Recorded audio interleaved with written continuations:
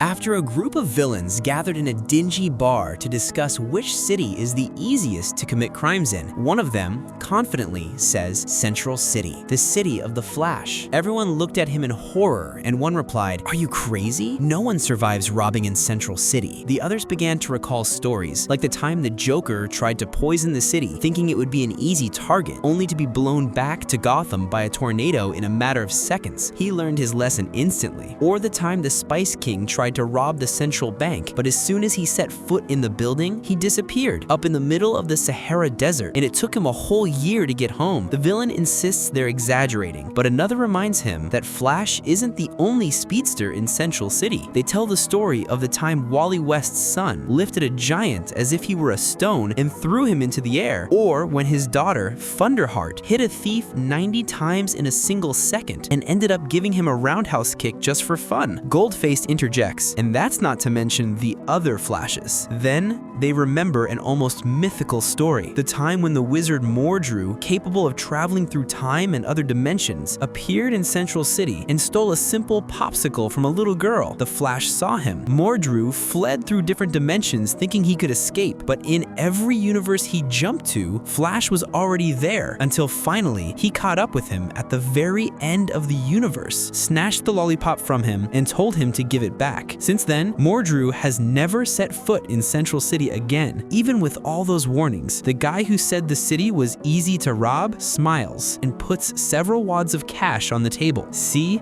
I took this from the bank next to the Flash Museum." Everyone looks at him pale. One whispers, "Brother, the Flash Museum?" Suddenly, there's a knock at the door. Everyone knows what that means. The guy laughs and says they're paranoid. He's going to open the door, and there he is, Flash, with a calm smile, asking, "Can we talk for a moment?" And in that instant, all the villains understand why Central City is the worst place in the world to commit a crime.